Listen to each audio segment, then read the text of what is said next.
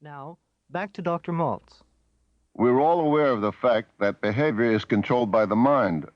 The brain tells us what to do in the future based on its knowledge of the past.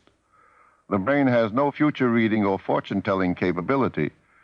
It's a marvelous computer, but it's limited to the past and the present. The only way it can see into the future is through the imagination. And you have total control over your own imagination. You can imagine yourself any way you want to in the future, success or failure. It's all up to you. But all too often, people are not willing to exercise this control. They allow their imagination to destroy their potential by picturing situations of the past in which they have failed. We all carry mental scrapbooks, but instead of preserving the joyous occasions of life, the moments of accomplishment, some people save only their times of failure and frustration. But it's so easy and simple to take control over your imagination. All you have to remember is that the brain has a hard time distinguishing between real and imagined experiences if they are vividly enough portrayed. If we picture ourselves functioning in specific situations, it's nearly the same as the actual performance. Mental practice can help you perform better in real life. A psychologist demonstrated this recently.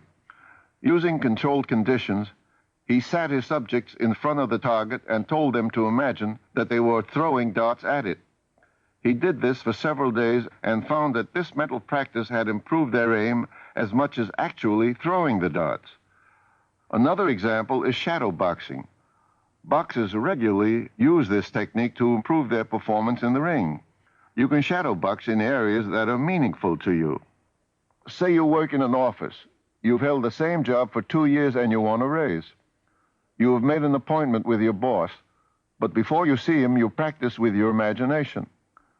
You can anticipate all the things that he will say. You can picture him in your mind telling you that you have not done well, that business is slow, and that you should be patient.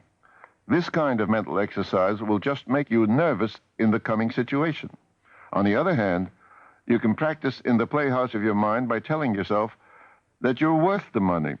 You create a picture of yourself telling your boss that since you've done good work, you feel you're entitled to the extra money. In your shadow boxing, you stress the positive aspects of the situation. You want to go in with confidence, and you will not have confidence if you are anticipating failure. Later, when you go in to see the boss, you will not act timid because you feel that you deserve what you're asking for. Your shadow boxing has prepared you by enhancing your self-image. By stressing the positive aspects of the situation, you have used your imagination to bolster your confidence before you ask the boss.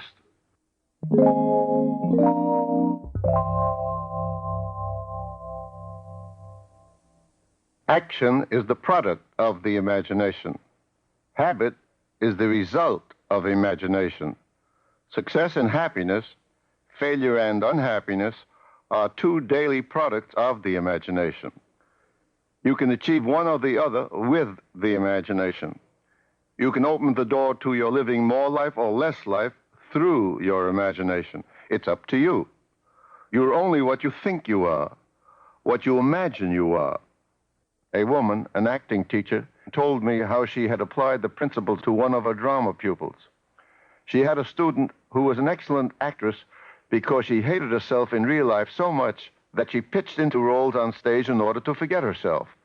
In spite of her acting success, she was still miserable.